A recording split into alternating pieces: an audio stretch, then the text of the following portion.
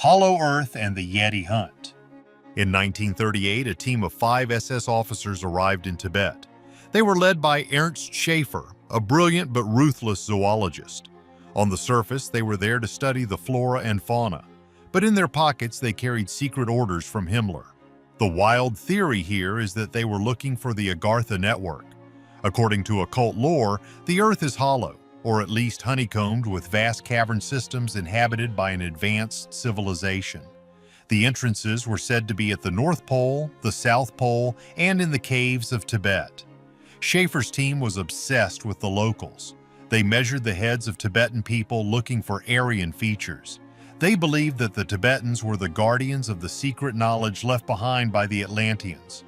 But get this, Schaefer was also a hunter, and there are rumors, supported by some strange entries in their diaries, that they were hunting the Yeti. Why the Yeti? It sounds like a joke, but to the Ahnenerbe, the Yeti might have been a degenerate remnant of the ancient giants, or perhaps a genetic experiment gone wrong from the time of the gods. Finding a Yeti would have been biological proof of their crazy theories. But the most dangerous thing they were looking for was Vril. This concept comes from a science fiction novel from the 1800s, but the Nazis took it literally. They believed Vril was a cosmic energy that could be harvested. If they could tap into the Vril force, they could build machines that defied gravity. So here's the deal. There are persistent claims that the Tibet expedition actually found something. Some say they brought back a drop-a-stone, an ancient disc with alien writing. Others say they found a monk who gave them the coordinates to a cave system that led deep underground. While official history says they just brought back thousands of seeds and some animal skins, conspiracy theorists point to the radio silence during weeks of their trip. What happened in those weeks? Did they enter the tunnels? This connects to the wildest theory of all, that they made contact. Not with humans, but with a non-human intelligence that gave them blueprints. Blueprints for technology that was decades ahead of its time. Have you ever wondered why the regime's technology jumped so massive in just a few years? They went from biplanes to jet fighters, cruise missiles, and ballistic rockets in the span of 5 years. Some people believe this wasn't just human ingenuity. They believe it was reverse engineering of artifacts found in these expeditions. And this leads us to the most mysterious object in the entire conspiracy: the bell. The bell and the frozen fortress. If you think the Tibet expedition was strange, wait until you hear about Die Glocke, the bell.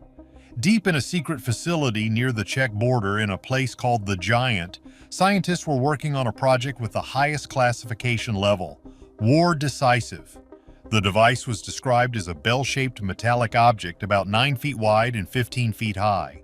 Inside, there were 2 counter-rotating cylinders filled with a violet mercury-like substance called Jrum 525. When this thing was turned on, it didn't just make noise, it emitted a field of energy so powerful that it turned plants into black goo. It crystallized the blood of animals. Several scientists allegedly died just from being in the room with it. But what was it? Some say it was a nuclear reactor, but the wild theory is that it was an anti-gravity engine, or even a time machine. The physics of counter-rotating mercury plasma could, theoretically, create a torsion field that bends space-time. Was this the Vril technology they were searching for in Tibet? Did the maps in the Adagio briefcase lead to the raw materials needed for this device? And here is the catch. When the war ended, the bell vanished. It wasn't found by the Soviets. It wasn't found by the Americans. It, along with the general in charge, Hans Kammler, simply disappeared off the face of the earth. Where did they go? This brings us to the icy wasteland of Antarctica. Long before the war ended, the Nazis had staked a claim on Antarctica, calling it New Swabia. They sent ships there. They dropped metal flags to claim the territory. But why? Antarctica is just ice and penguins, unless you believe the Hollow Earth theory. The theory goes that they discovered a massive underground cavern system in Antarctica heated by geothermal vents. A perfect hiding place. A place to build Base 211. In 1947, 2 years after the war supposedly ended, the U.S. Navy sent a massive task force to Antarctica. It was called Operation High Jump, led by the famous Admiral Richard Byrd. It was officially a training mission, but they took an aircraft carrier, destroyers, and 4,000 troops. To go look at ice? Admiral Byrd reportedly gave an interview to a newspaper in Chile on his way back, warning that in the case of a new war, the continental United States would be attacked by flying objects which could fly from pole to pole at incredible speeds. Flying objects? From the South Pole? The conspiracy is that Byrd's fleet was attacked, not by Russians, but by saucers that flew out of the water. Some planes were lost. The mission, scheduled for 6 months, was canceled after just a few weeks.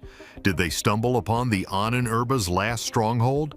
Did the maps from the briefcase lead the surviving officers to this frozen fortress where they continued to develop their Bell technology? It sounds like pure fiction. But then you look at the declassified FBI files.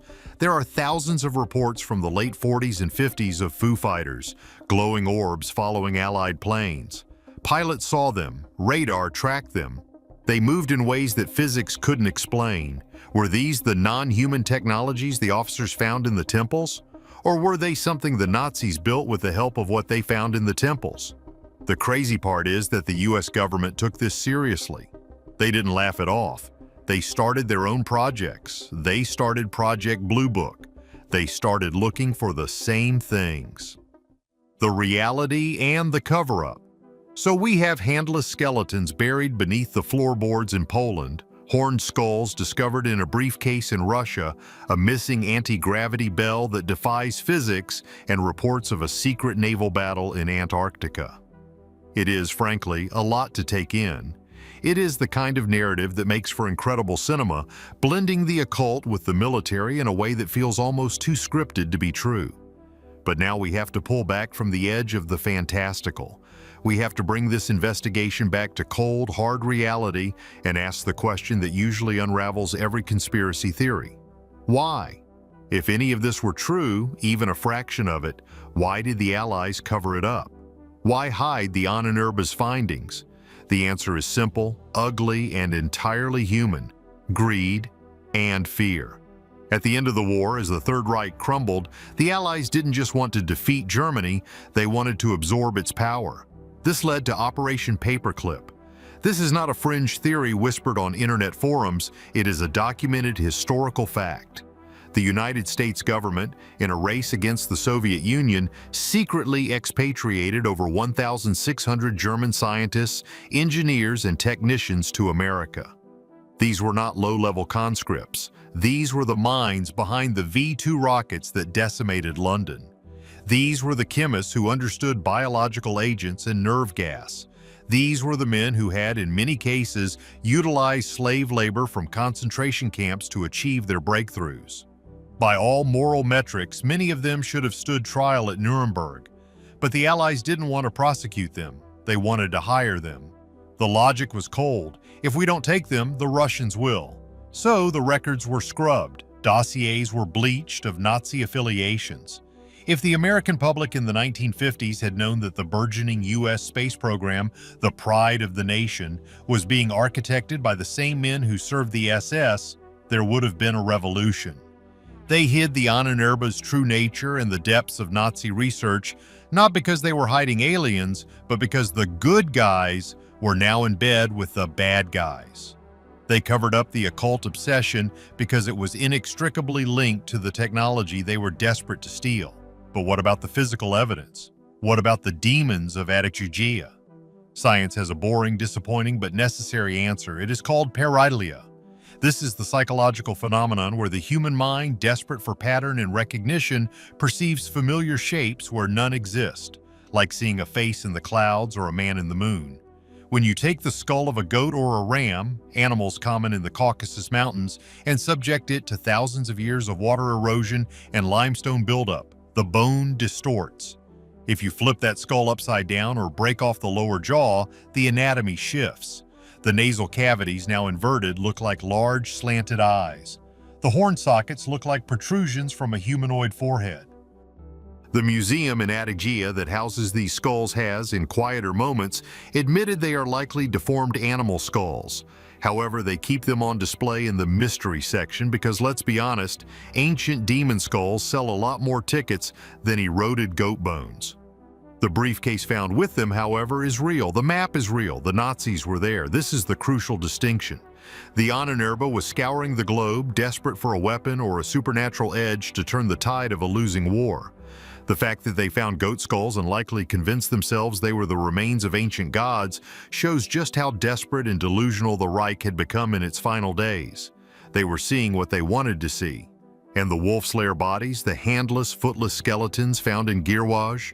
The sad truth is likely more tragic than paranormal. While forensic analysis is still ongoing, many historians and archaeologists lean toward a grim reality. The missing hands and feet could be due to soil acidity dissolving the smaller, less dense bones faster than the femurs and skulls, a known taphonomic phenomenon in certain ground conditions. Alternatively, and perhaps more sinisterly, they were removed intentionally. In the chaotic final retreat, the SS was known to execute their own staff, witnesses, or prisoners who knew too much. Removing hands and teeth is a crude but effective way to prevent identification of the victims. These bodies likely aren't part of a ritual sacrifice to open a portal. They are the result of a war crime committed by a panicked elite trying to bury their sins before the Red Army arrived. The temple with non-human skeletons is likely a myth born from the very real, very horrific obsession of the Ahnenerbe. They wanted to find a temple. They wanted to find non-humans. They looked in Tibet, in Bolivia, in Russia. But history suggests all they found were ruins, dead ends, and their own reflection. However, the wild theories persist for a reason. They persist because the government did hide files. They did hire the scientists. And Admiral Byrd did give that cryptic interview about an enemy that could fly from pole to pole with incredible speed. There are still thousands of crates of Ahnenerbe documents in the U.S. National Archives that haven't been fully translated, declassified, or released to the public. Who knows what is in them? Maybe a map to a submarine base buried under the ice. Maybe a blueprint for a Die Glocke propulsion system that inspired the stealth bombers of today. Or maybe, just maybe, the receipt for a crate of goat skulls that fooled a generation of fanatics. Basically, the Allies didn't cover up a temple of aliens. They covered up the fact that they were terrified of what the enemy had discovered. They weren't hiding magic, they were hiding advanced technology, jet propulsion, rocketry, and guidance systems that we are still using and trying to understand to this day. The monster wasn't in the briefcase, the monster was in the mirror, and the Allies were terrified the public would notice the resemblance. So, do you think there are still crates out there waiting to be found, or was the entire search for the occult just a waste of time? And what is your theory on the missing hands at the Wolf's Lair, soil erosion, or something darker? Let us know in the comments below. If you enjoyed this deep dive into the forbidden history, hit that like button and subscribe for more mysteries unearthed. Thanks for watching.